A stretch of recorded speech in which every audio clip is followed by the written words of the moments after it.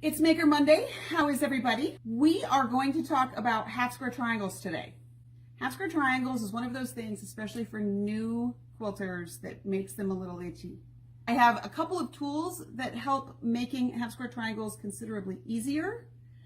Two of my favorites come to mind.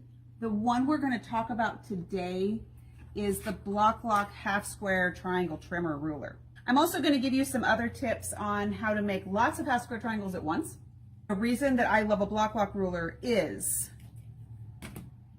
I really like to have my scrap bin become my source of my half square triangles. Why is that a problem?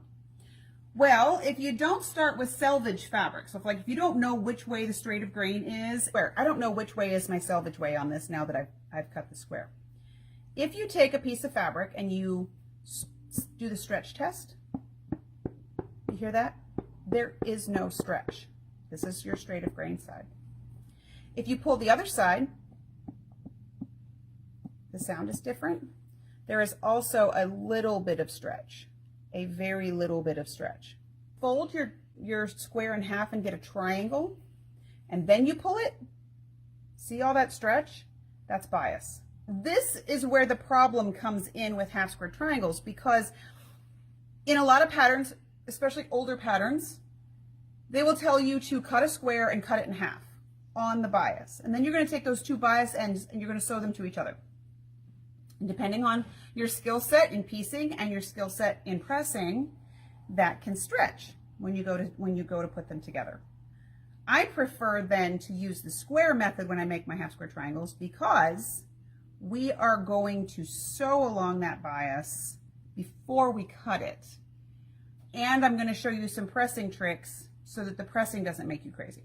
Now that we have determined why half square triangles make us crazy, let's talk about ways to avoid the crazy as much as we can. I have two squares that are exactly the same size. This one is a 10.5 inch square. First thing I'm going to suggest is a ruler that is bigger than your square. So my favorite ruler to use most of the time is a 12 inch, a 6 by 12 Quilter Select ruler. This is the way geometry works. This angle from here to here is longer than 12 inches, so my 12-inch ruler wouldn't work. I want to draw an X on this. So a couple of ways to make sure that your X is super square. This 45-degree angle right here on your ruler. On some rulers, your angle is going to be over here. That's where I prefer it, but this is the ruler I had at hand. Here's my 45. If I line my 45 line up with the corner of my ruler, or the corner of my square, so long as I cut a true square, the other end of my ruler should come out at the other point. I'm going to draw a line.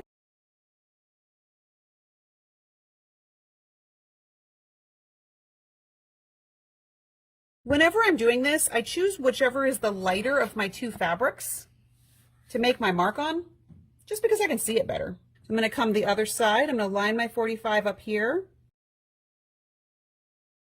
I'm going to take my other square and I'm going to put these two right sides together.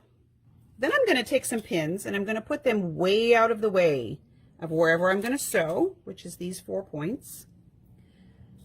You don't have to do this step, but this does help in the transportation from here to your machine and back without your fabric shifting.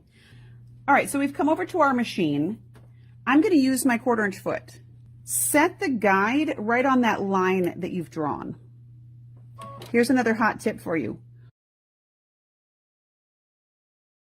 When you are sewing a corner, it is very helpful if the first time your needle goes down, it goes into fabric. So if you ever have that thing that happens where you start sewing on a corner and the needle gets to the fabric and it just sort of like gums it up and pushes it down into the feed dogs, if you start on fabric, that will alleviate that problem most of the time.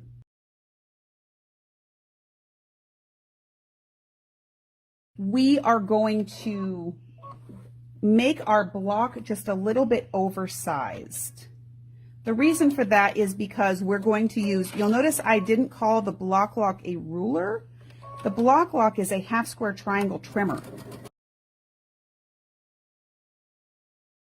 We're going to sew on both sides of both lines of the whole X.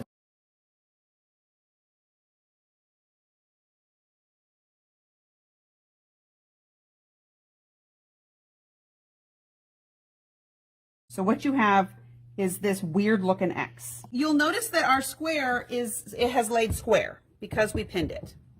If you're one of those people that likes to take and sew two triangles together, and then you pull it out of your machine and you notice that they ripple just a little bit. Now when you press them, they go flat again, but they ripple just a little bit. That is the movement of the bias with the feed dogs of your machine. These don't ripple a little bit because you're sewing along the whole thing. Here's my next tip. If you're nervous about cutting this, if you are nervous about getting this straight, if you find a line on your ruler and put it right there in that X. If you want to double check that everything's going to be straight, put a line right there in where your X happens, and then make sure that your ruler is straight out here.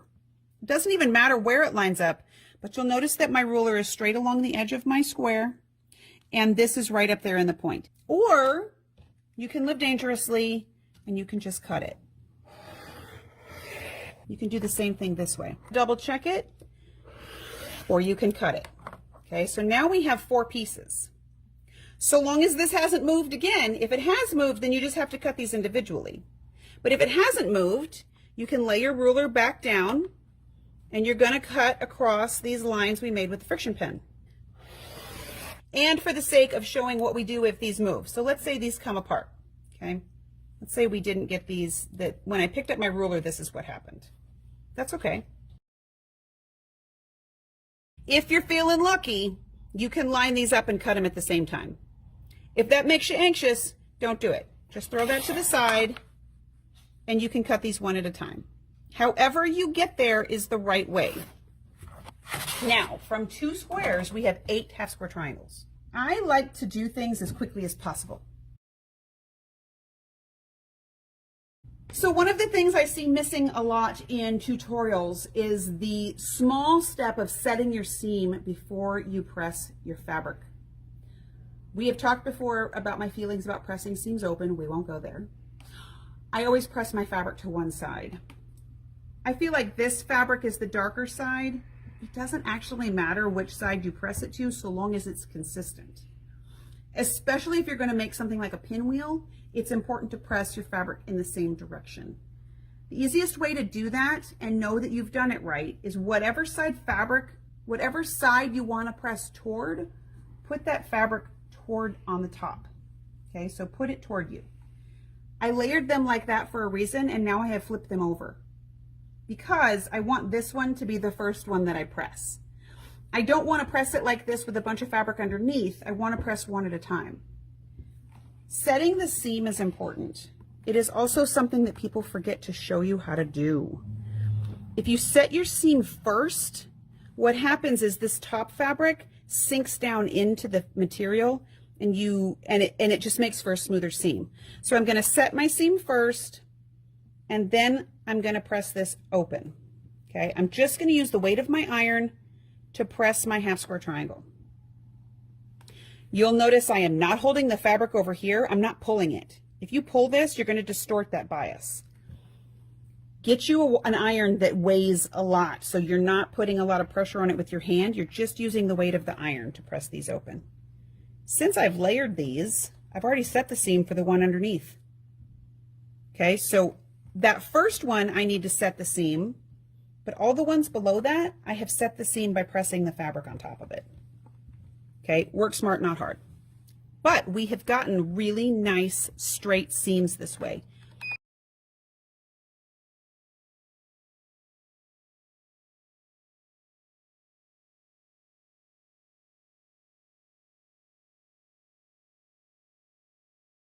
So now we have a whole stack of really nice, straightly pressed half square triangles. Now we're going to use our BlockLoc trimmer. These come in multiple different sizes. My tip for what size should I get? If you're going to make a quilt that has 500 half square triangles that are 2.5 inches big, do yourself a favor and get the 2.5 inch half square triangle, or the 2-inch finished BlockLoc. The reason for that is you can cut 2 sides, flip it, cut 2 sides, you're done. That being said, I can cut 2.5 inches out of this one, and I'll show you how to cut various sizes out of these ones that we've just made. This is the 5.5 inch BlockLoc trimmer. That means I can cut 5.5 inches all the way down to a 1 inch half square triangle. I like to not think about things. So I like to pick up the size that I'm going to make.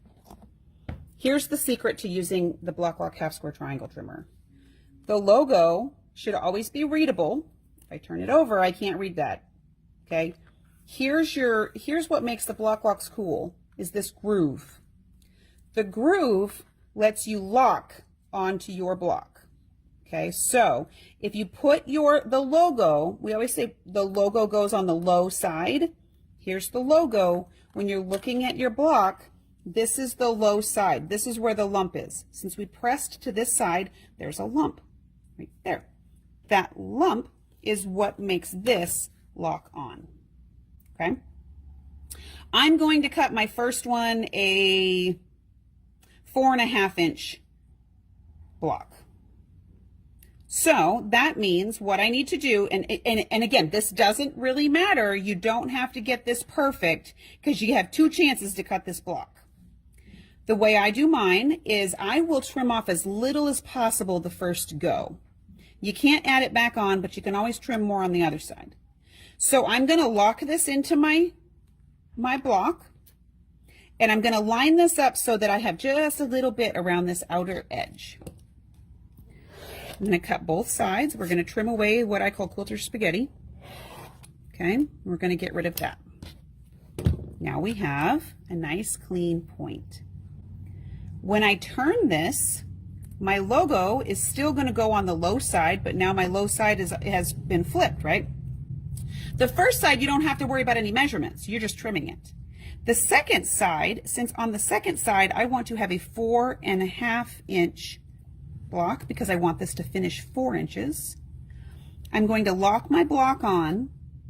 Then I'm going to slide this down to where my 4.5 inch line is right here. And I'm going to trim the other 2 sides. You'll notice I don't move my ruler until I remove the extra pieces. That way, if my cutter skipped a stitch somewhere or whatever, I don't have to try to line it back up. It's still there. There is a perfect 4.5 inch half square triangle. So just to show that you can make something really teeny.